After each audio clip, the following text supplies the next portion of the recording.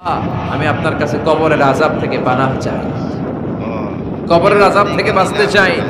এই কবরের মধ্যে অনেক ফিতনা হবে, অনেক সুয়াল হবে। কবরে প্রশ্ন আছে না নাই?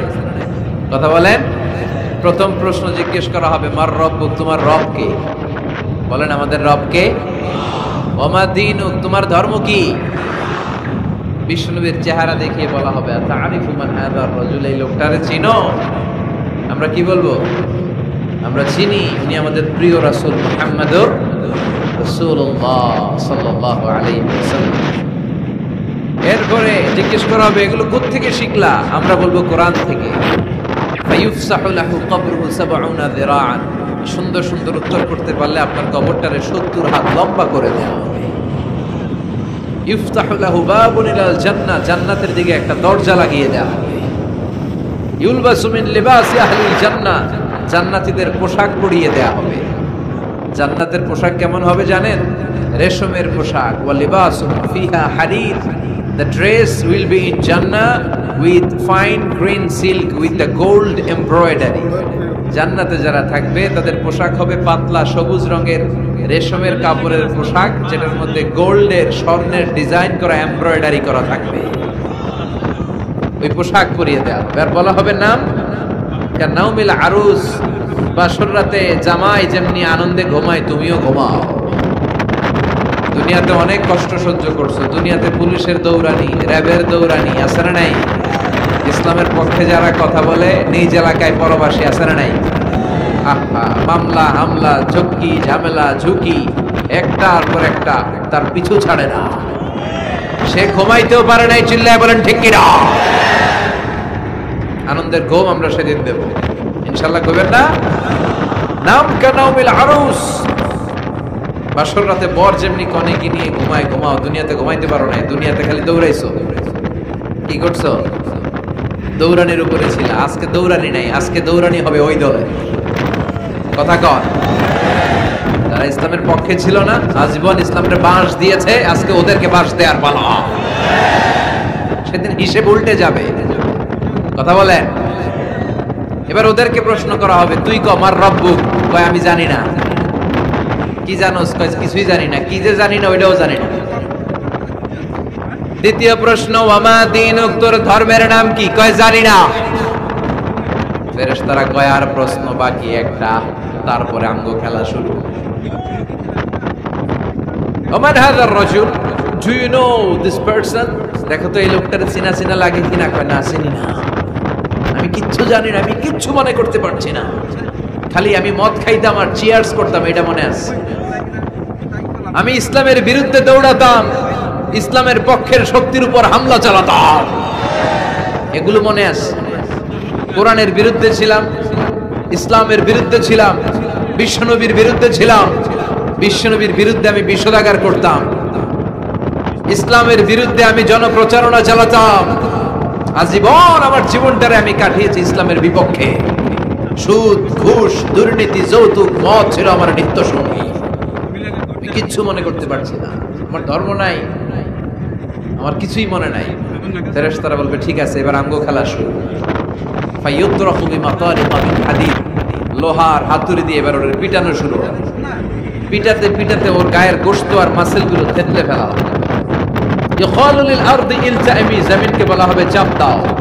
ওয়া তাখতালিফু আদলাউ, ওয়াল আয়াদু বিল্লাহ। কবরের এক পাশের মাটি আরেক পাশের মাটি এমন ভাবে চাপ দিবে, ডান পাশের পাঁজরের হাড় বাম দিকে ঢুকে যাবে, বাম দিকের হাড়টি ডান পাশে এসে যাবে। ওর চিৎকারে পুরো কবরস্থানটা থারথার করে কাঁপবে। ওরে বাঁচানোর তখন কেউ থাকবে না। ওর ক্ষমতা, ওর দাপট, ওর হুঙ্কার, ওর অহংকার ওরে বাঁচাতে পারবে না। চিল্লায় বলেন ঠিক কিনা?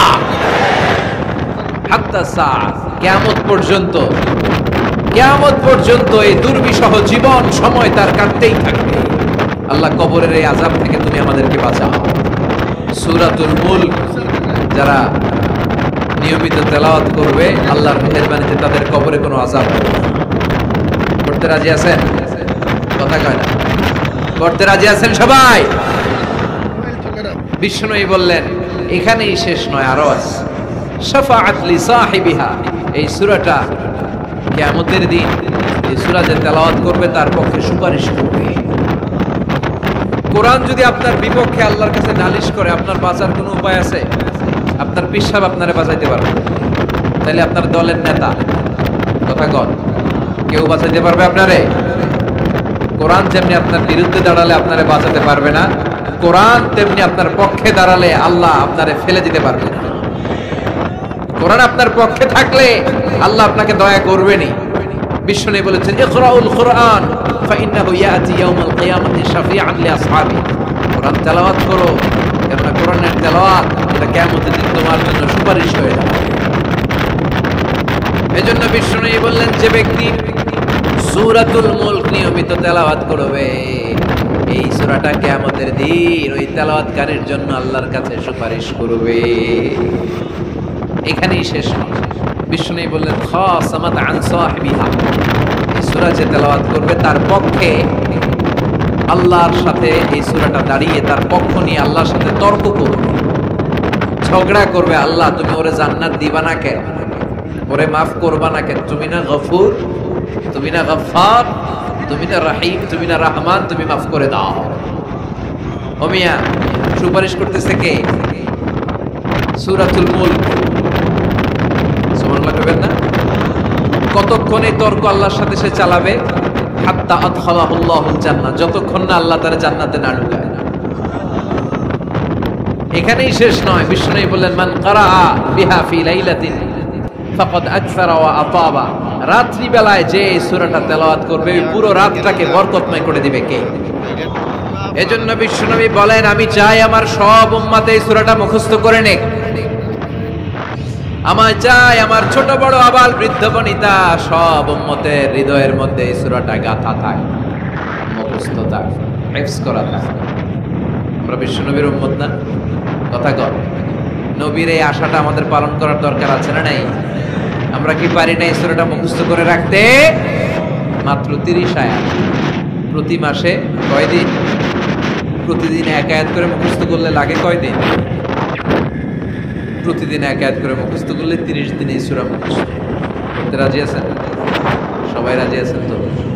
মনে থাকবে? নেক্সট টাইমে নেক্সট ইয়ারে আসলে জিজ্ঞেস করবো যে সূরা মুলক মুখস্থ হয়েছে কিনা। হ্যাঁ, মনে থাকবে তো? আল্লাহ তুমি তৌফিক দাও। এই সূরাটা পড়লে আল্লাহ আপনার দৃষ্টি শক্তিকে খুলে দিবে। আপনার চোখের সামনে কোনো পর্দা থাকলে পর্দাটা সরে যাবে, আপনি আল্লাহর মাহাত্ম্য বুঝতে পারবেন, আপনি আল্লাহরে চিনতে পারবেন, আপনি আল্লাহর অস্তিত্ব টের পাবেন। সুবহানাল্লাহ পড়েন। অনেকেই বলে যেটা দেখি না তা মানি না। যারা স্রষ্টাকে বিশ্বাস করে না তারা বলে আনসিন ইজ নাথিং, যেটা দেখা যায় না এটা বিশ্বাস করি। নাস্তিক্যবাদের ছড়াছড়ি আছে না নাই? বাগেরহাটে কোনো নাস্তিক নাই মনে হয়? আছে আছে আছে। এত দাড়ি টুপি এগুলার ভিতরে ঢুকে কেমনে? ওগুলা পিছনে পিছনে থাকে, এগুলা আজীবন পিছনে পিছনে থাকবে। কথা বলে।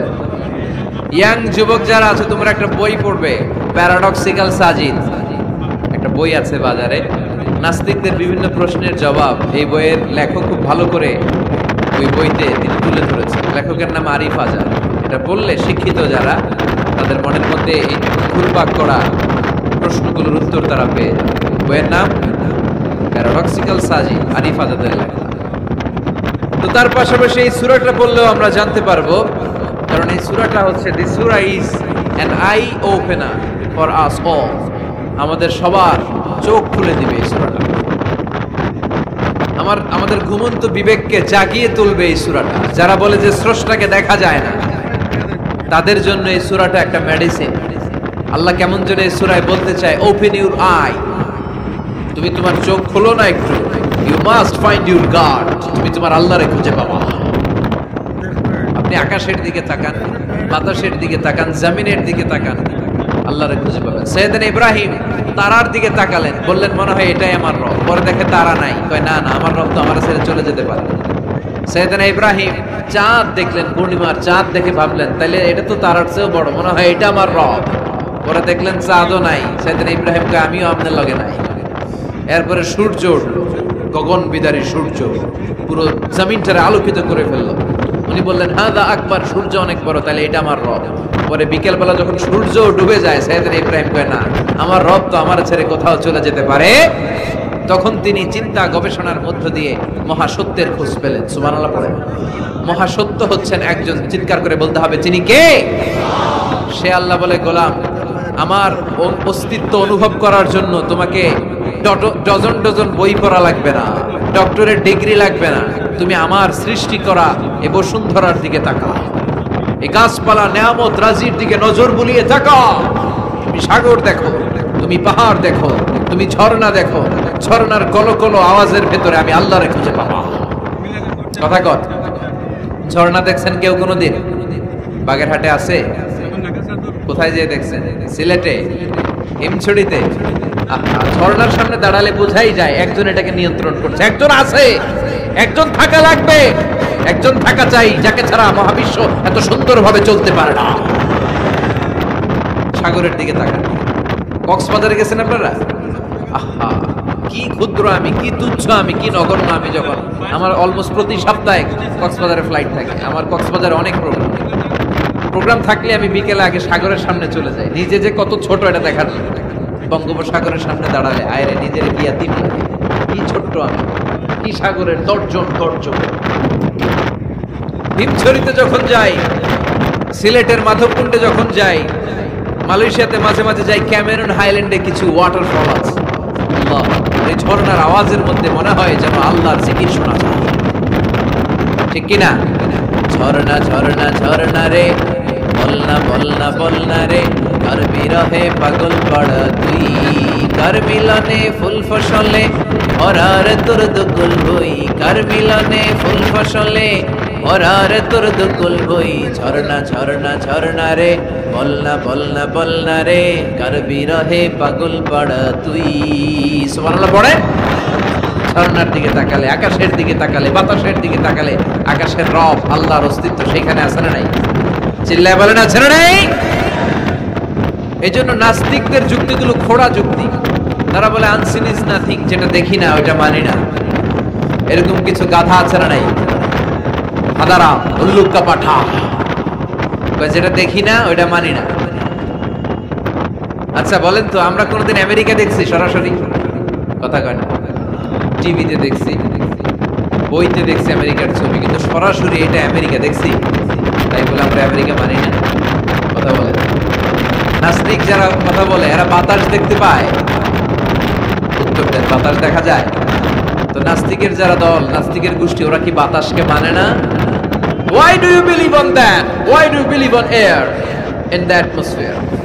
বায়ুমণ্ডলে যে বাতাস আছে এটা কেন মানো? বাতাস তো দেখো। কে কারো যখন মাইগ্রেনের পেইন হয় মাথায়, আমার প্রচন্ড ব্যথা, আপনারা কি দেখতে পাচ্ছেন ব্যথাটা? কিন্তু মাথায় যে ব্যথা হয় এটা আপনারা মানেন না, নাস্তিকেরা মানে না। তাহলে ওদের যুক্তির কোনো গ্রাউন্ড আছে? কোনো গ্রাউন্ড না। যেটা দেখা যায় না এটা নাকি ওরা বিশ্বাস করে না। আল্লাহ বলেন সৃষ্টির দিকে তাকা, নজর করে দেখ, আমি আল্লাহর নিদর্শন আছে। সুবহানাল্লাহ। নাস্তিকদের কিভাবে আপনি বুঝাবেন? একটা ঘটনা বললে চমৎকার বুঝতে পারবেন। কুফা নগরীতে এক নাস্তিক ছিল, সে এরকম বলতো, যেটা দেখি না ওইটা মানি না। সবাই বলে আমাদের একজন ইমাম আছে, ওনার নাম নু'মান ইবনু সাবিত, উনি তোমারে দেখায় ছাড়বে আল্লাহরে। সে বলে তাই, তাহলে ডাকো তো, তার সাথে আমি তর্ক করব। অ্যাপয়েন্টমেন্ট দেওয়া হলো জুমার পরে ঠিক ভর দুপুরে 2টায়। নু'মান ইবনু সাবিত ওনার আসল নাম, ওনার লকব হচ্ছে আবু হানিফা। ইমাম আবু হানিফারা ছিলেন না ইমাম আল আযম। উনি আল্লাহর পক্ষে নাস্তিকের সাথে লড়বেন, আর নাস্তিক আল্লাহর বিপক্ষে লড়বে। সময় দেয়া হয়েছে জুমার সালাতের পর ভর দুপুরে 2টা। ঠিক সময় নাস্তিক এসেছে, হাজার হাজার মানুষ এসেছে, আসে নাই ইমাম আবু হানিফা। নাস্তিক তো রেগে মেগে আগুন, আমার সময় দিয়ে উনি আসে নাই কেন? আসে না কেন? আধা ঘন্টা, 1 ঘন্টা, 1.5 ঘন্টা চলে যায়, আসে না। প্রায় 2 ঘন্টা পরে ইমাম আবু হানিফা দৌড়ে দৌড়ে আসে। নাস্তিক বলে আপনার তো সময়ের কোনো জ্ঞানই নাই, আপনার সাথে কোনো তর্ক চলবে না।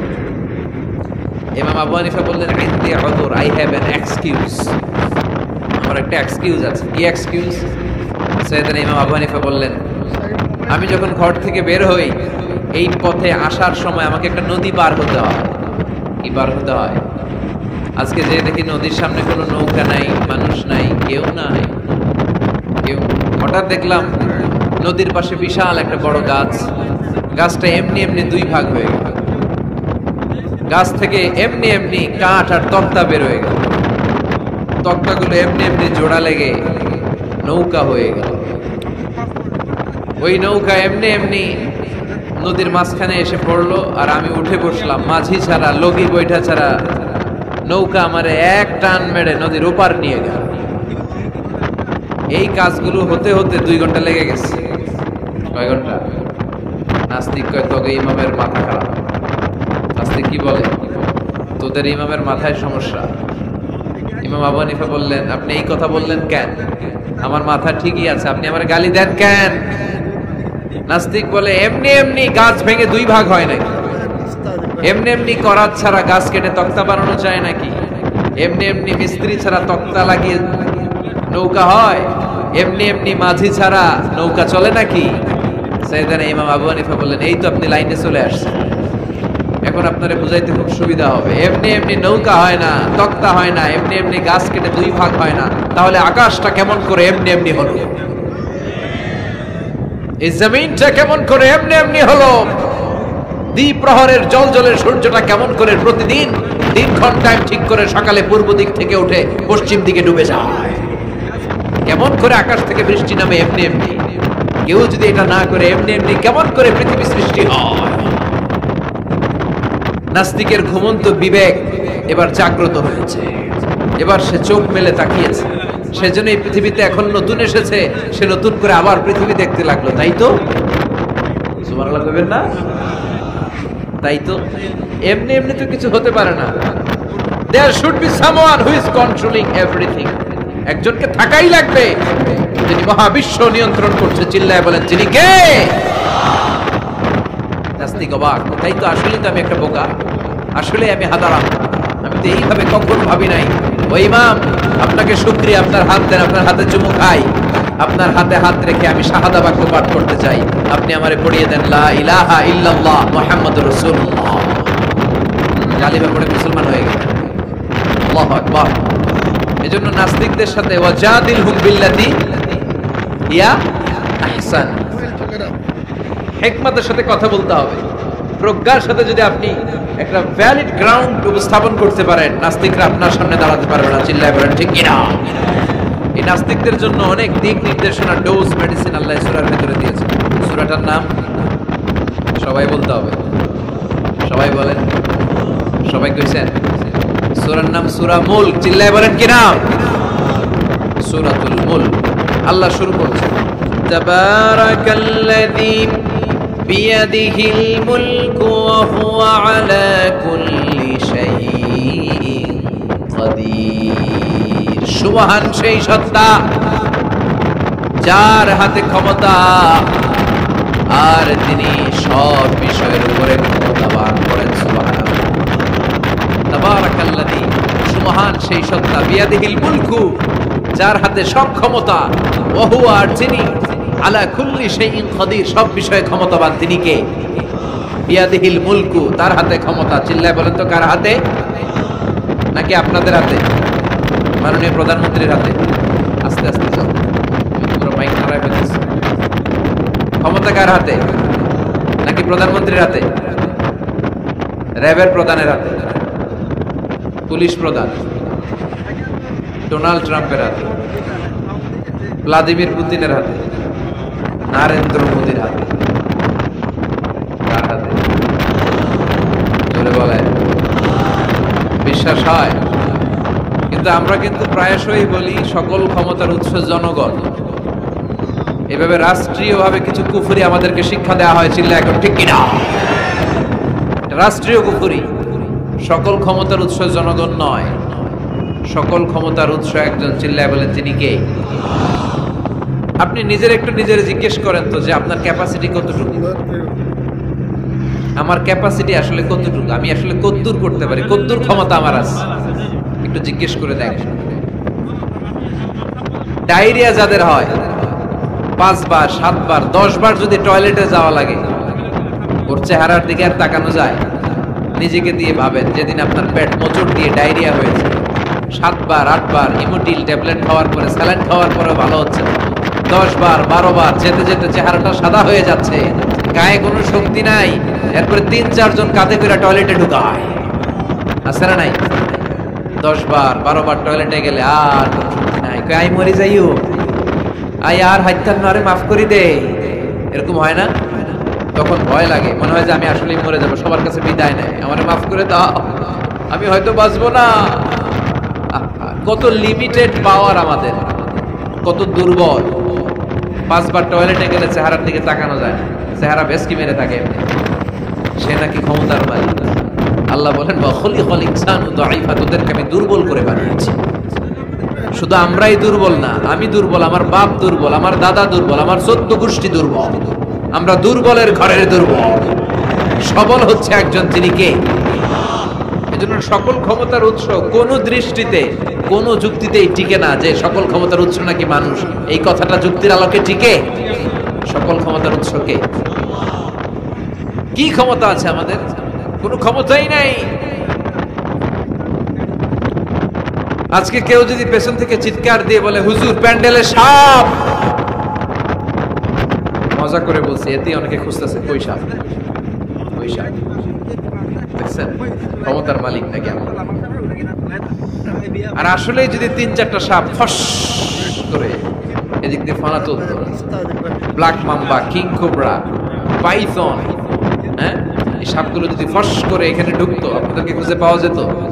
এতক্ষণ স্লোগান চলে, এখন দৌড়, আছে না নাই? সাপ বাদ দেন, ভাউয়া ব্যাংক চিনেন অথবা কোলা ব্যাংক? বাগেরহাটে কি বলে, কি করে? খালি লাফায়। 10টা ভাউয়া ব্যাংক, 2টা স্টেজে আর 8টা প্যান্ডেল ছেড়ে দেওয়া হলো, অবস্থাটা কি হবে জানেন? ভাউয়া ব্যাংক আর কি লাভ দিবে? এর চেয়ে বড় লাভ দিবেন আপনারা, এর চেয়ে বড় লাফাইতে লাফাইতে আমরা বাকি। এই হচ্ছে আমাদের অবস্থা। নিজেকে একটু জিজ্ঞেস করেন যে how much capacity I belong, কতটুকু ক্ষমতা আমার আছে। আহা, মাঝে মাঝে বাসে যখন আমরা চড়ি পেশাব চাপে না? কথা বুঝতেছে না বোধহয়। আমরা বাসে করে সফরে যাচ্ছি, পেশাব চাপে না? চাপ। ড্রাইভাররে অনুরোধ করার পরে ড্রাইভার বলে এই বাসের নিয়ম হচ্ছে ঢাকা টু কক্সবাজারে থামবে একবার, কয়বার? আরো 20 কিলোমিটার পরে ওইখানে থামানো হবে। ওই বেটার যান যায় যায় পেশাবের চাপে। এরকম পরিস্থিতিতে আমরাও জীবনে কালে ভদ্রে 2-1 বার পড়েছি কিনা? ওই সময়ের কথাটা একটু খেয়াল করেন যে আপনার কি অবস্থা হয়েছিল তখন। সে নাকি ক্ষমতার মালিক, সে নাকি সকল ক্ষমতার উৎস, যার 10 মিনিটের পেশাব আটকে রাখার ক্ষমতা তার থাকে না। এজন্য মানুষ কখনো ক্ষমতার উৎস হতে পারে না। চিৎকার করে বলতে হবে সকল ক্ষমতার উৎস কে? কি দুর্বল! মশা কামড়াইলে মশারে ধরতে পারি না, মারতে পারি না, তো মশা ওইরা কই চলে যায় খুঁজেও পাই না। কুত্তা এম করে কামড়াইলে আমরা কুত্তারে কামড়াইতেও পারি না। কথা বলেন, অসহায় হয়ে থাকি। কি দুর্বল আমরা, কি দুর্বল! কোনো ক্ষমতা নেই। তুফান, ঝড়, জলোচ্ছ্বাস, ভূমিকম্প হলে টের পাওয়া যায় আমরা কত দুর্বল। বাগেরহাটে মনে ভূমিকম্প হয় না? হয়। মাঝে মাঝে মাঝরাতে 3টায় 4টায় ভূমিকম্প হয় না? লোকজন দৌড়, কেউ লুঙ্গি সহ দৌড়, কেউ লুঙ্গি ধুইয়া দৌড়, কারণ আগে যান বাঁচাতে হবে, এটা ফরজ। কি বিপদে আমরা পড়ে যাই, দৌড়। দুধের বাচ্চাটা পড়ে থাকে, ওরে কোলে নিয়ে দৌড় দিব, নাকি স্ত্রীকে ডাকবো, নাকি ভাড়াটিয়াদেরকে উঠাবো, নাকি ছাদ থেকে নিজেই লাফ দেবো? ভূমিকম্প যখন শুরু হয়, আমেরিকায় যখন ভূমিকম্প শুরু হয়, ডোনাল্ড ট্রাম্প যে বিল্ডিং এ থাকে, ডোনাল্ড ট্রাম্প মনে হয় দৌড় দেন। কথা বলেন। আমাদের প্রধানমন্ত্রী যে বিল্ডিং এ থাকে, ওই বিল্ডিং এ যদি ভূমিকম্প হয়, কথা কর, আমি কই নাই কিন্তু আপনারা কইছেন দৌড়, বাঁচার জন্য দৌড় দিতে হবে। আমি একটা ভিডিও দেখেছি, একটা টেলিভিশন প্রোগ্রামে, লাইভ প্রোগ্রাম চলছিল, সরাসরি সম্প্রচার। লাইভ বুঝেন? সরাসরি সম্প্রচারের প্রোগ্রাম।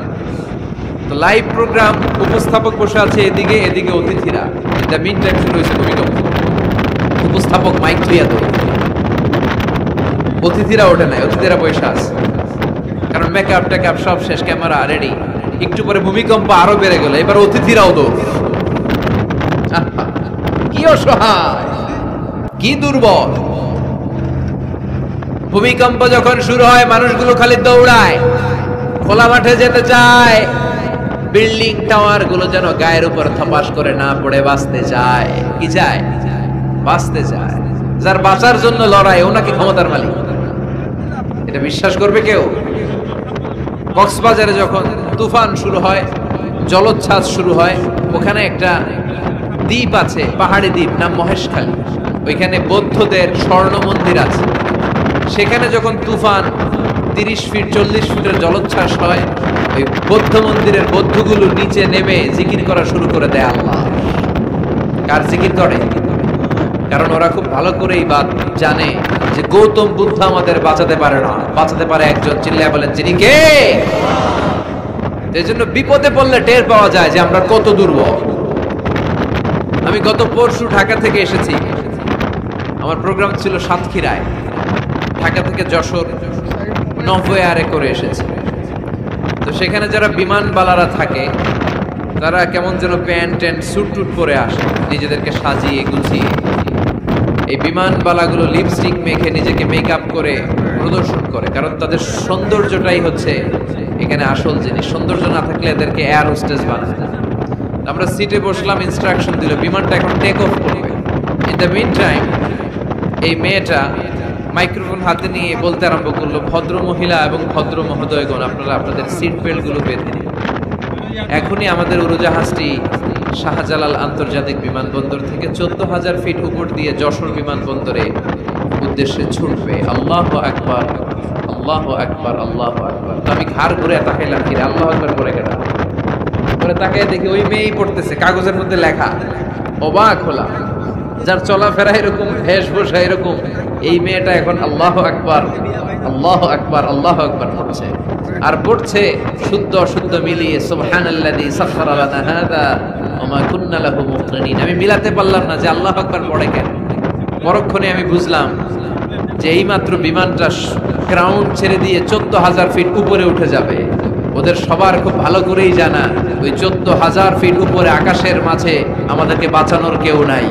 কেউ আমাদেরকে, পুলিশ আমারে বাঁচাতে পারবে না, এয়ারলাইন্সের ম্যানেজার আমারে বাঁচাতে পারবে না, কোন সিকিউরিটি আমারে বাঁচাতে পারবে না, ফায়ার সার্ভিসের ওরা আমাকে বাঁচাতে পারবে না। ওই 14,000 ফিট উপর থেকে আমারে বাঁচাতে পারে একজন। চিল্লায় বলেন, যিনি কে? খুব ভালো করে জানে, হিসাবটা খুব সহজ। এজন্য ওঠার আগে আল্লাহু আকবার লাগে, আর নিচে নামলেই দুম্মা চলে দুম। আছে না নাই? নিচে নামলেই কুছ কুছ হোতা হ্যায়। কথা বলেন, বিমান থেকে নামলেই কুছ কুছ হোতা হ্যায়। বিমানে ওঠার সময় আল্লাহু আকবার, আল্লাহু আকবার। কি অবস্থা আমাদের, কতটুকু ক্ষমতার মালিক। আসলে আমাদেরকে আল্লাহ তেমন কোনো ক্ষমতাই দেয় নাই। ক্ষমতার মালিককে সে আল্লাহ বলছেন, তাবারাকাল্লাযী বিয়াদিহিল মুলকু ওয়া হুয়া আলা কুল্লি শাইইন কাদির। সুবহান সেই সত্তা যার হাতে ক্ষমতা। চিল্লায় বলেন, ক্ষমতা কার হাতে? তিনি আজীবন করে ক্ষমতার চেয়ারে আসেন। তার ক্ষমতার চেয়ার কেউ কেড়ে নিতে পারবে না। কথা বলেন, কথা কয় নাকি? বিএনপির ক্ষমতার চেয়ার কেড়ে নেয় আওয়ামী লীগ, আওয়ামী লীগের ক্ষমতার চেয়ার কেড়ে নেয় বিএনপি। এগুলো আমরা দেখছি না? এখন অবশ্য লম্বা সময় ধরে বাংলাদেশ আওয়ামী লীগ ক্ষমতার চেয়ারে আছে। হয়তো কোনো কারণে আওয়ামী লীগের পর আবার নতুন কোনো দল ক্ষমতায় আসতে পারে কি পারে না। এভাবে পৃথিবীর রদ বদল হয়। আজীবনের জন্য কেউ ক্ষমতার চেয়ারে বসে থাকতে পারে একজন ছাড়া। তিনি কে? আল্লাহ। সেই যে ক্ষমতার চেয়ারে বসছে, কেউ আল্লাহর ক্ষমতার চেয়ার কেড়ে নিতে পারবে? চিল্লায় বলেন, পারবে? এই পৃথিবীতে যারা ক্ষমতায় আসে তাদের কারো ক্ষমতার মেয়াদ 5 বছর। এই যে বাংলাদেশ আওয়ামী লীগ নতুন করে ক্ষমতায় এলো, মেয়াদ কয় বছর? কথা বলেন, 5 বছর। কোন কোন দেশে 10 বছর। আল্লাহ যে ক্ষমতার চেয়ারে বসছে, আল্লাহর ক্ষমতার মেয়াদ কয় বছর? 20 বছর। কি কয়? হ্যাঁ, 50, 100 বছর। আজীবন। না, হুয়াল আউয়াল ওয়াল আখির ওয়াল যাহির ওয়াল বাতিন ওয়া হুয়া হুয়া বিকুল্লি শাইইন আলিম। আল্লাহ বলে আমি প্রথম, আমি শেষ, আমি গোপন, আমি প্রকাশ্য। আমি চিরকালের জন্য ক্ষমতার চেয়ারে বসেছি, কোনোদিন এই চেয়ার আমি ছাড়বো না। ঠিক কি না? উনি আজীবন ক্ষমতার মালিক, উনি শুরু থেকে আছেন, শেষ পর্যন্ত থাকবেন। সুবহানাল্লাহ পড়ে। আমার কথা কি বোঝা যাচ্ছে? বুঝতে পারতেছেন? পৃথিবীর অনেক দেশে আবার ডেমোক্রেটিক সিস্টেমে ভোটে জিতে ক্ষমতায় আসতে হয়। যেমন আমাদের দেশ ডেমোক্রেটিক কান্ট্রি, ভোট যার বেশি ক্ষমতা তার বেশি, ভোট পেয়ে ক্ষমতায় আসে। তো আল্লাহ তো ভোটে জিতে মনে হয় ক্ষমতায় আসছিল না, ভোট ছাড়া আসছে, কারচুপি করে আসছে।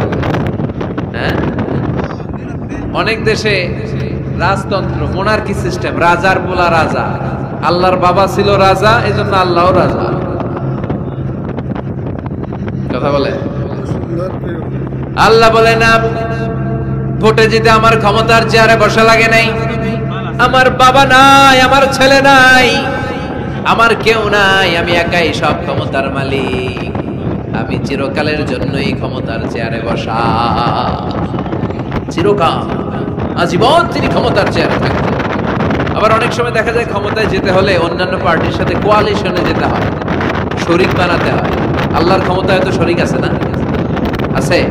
আল্লাহ বলেন ওয়ালাম ইয়াকুল্লাহু শারীকুন ফিল মুলক, আমার ক্ষমতায় কোনো পার্টনার নাই, কোনো শরীক নাই, তোদের মতো আমি কারোর সাথে জোট করি নাই।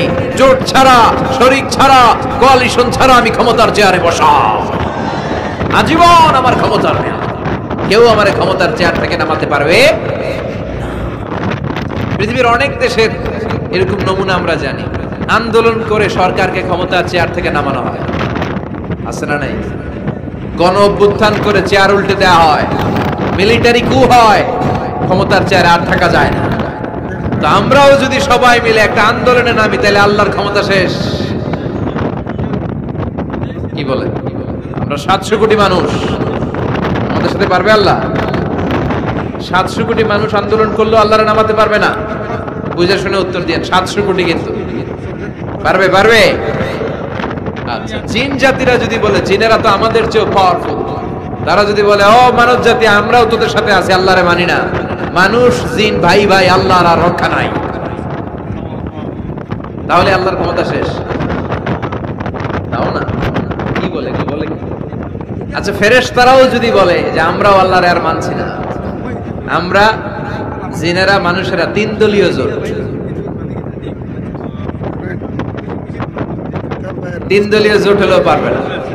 আল্লাহ বলে গোটা বিশ্বের সবাই মিলে যদি আমার বিরুদ্ধে আন্দোলনে লেগে যাস, আমার ক্ষমতার 1 ইঞ্চিও কমাতে পারবি না।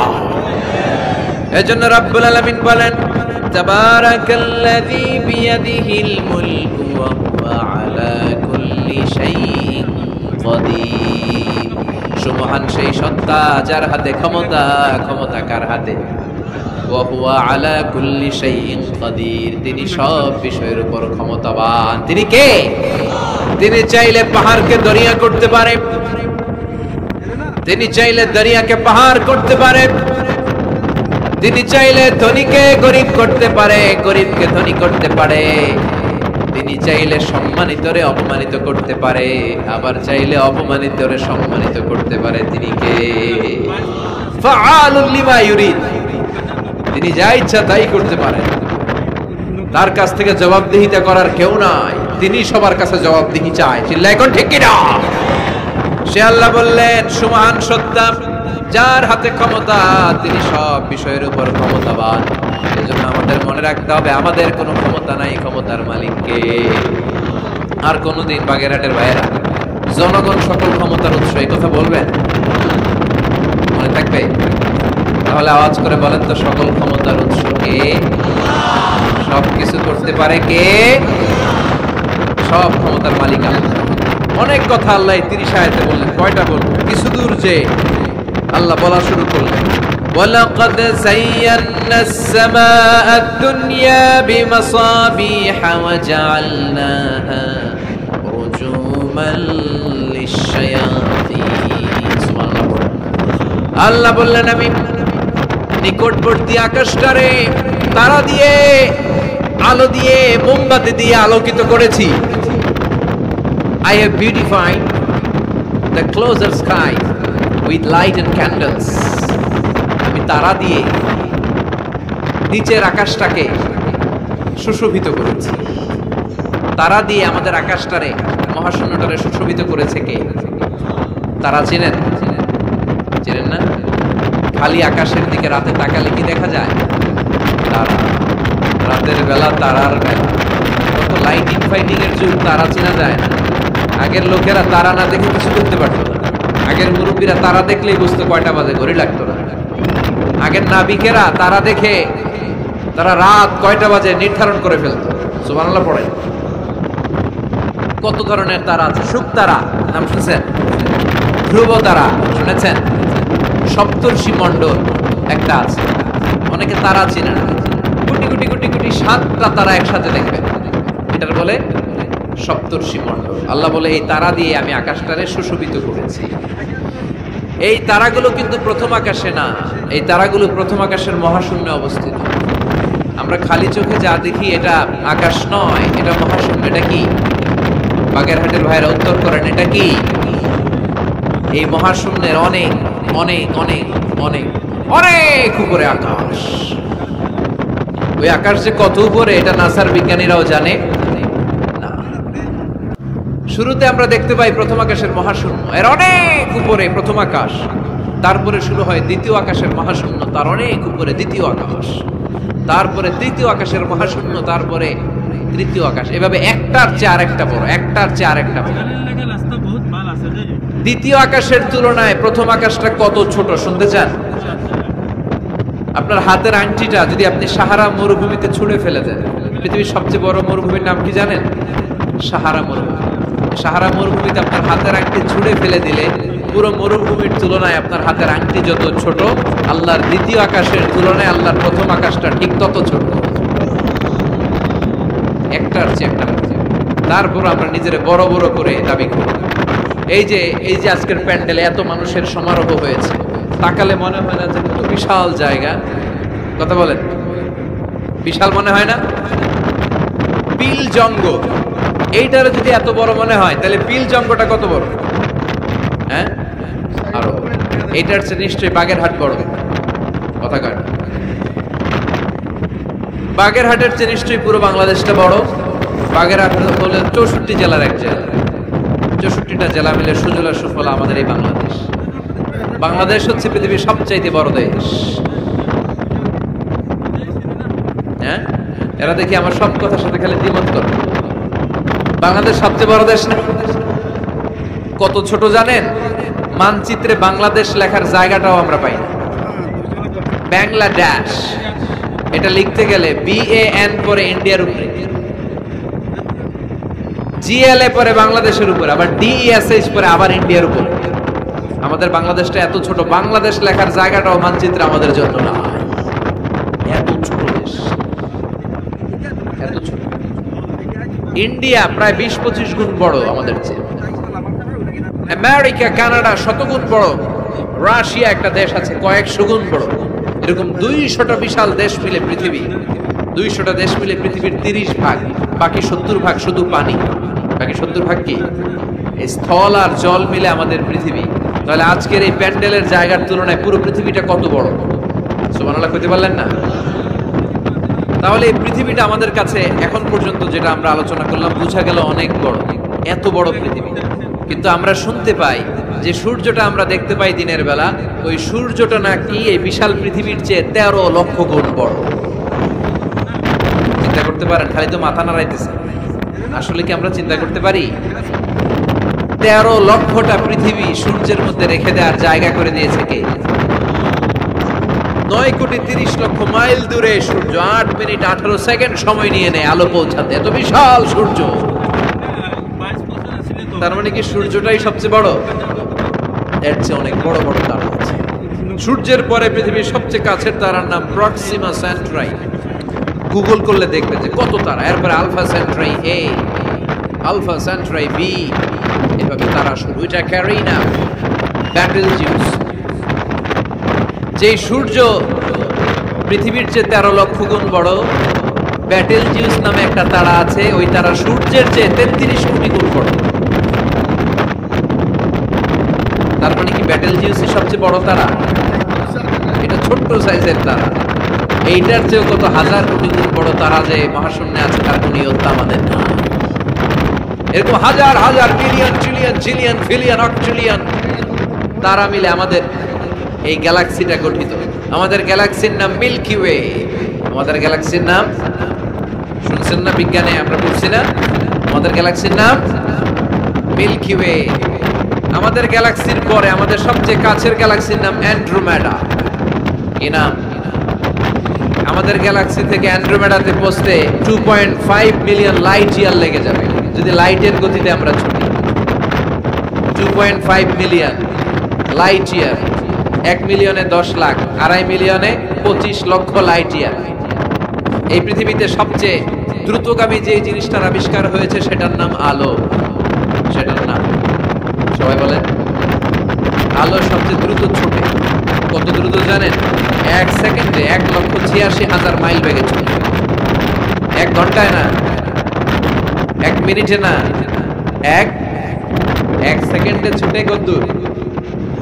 আরে 1 সেকেন্ড কইতে তো 2 সেকেন্ড লাগে।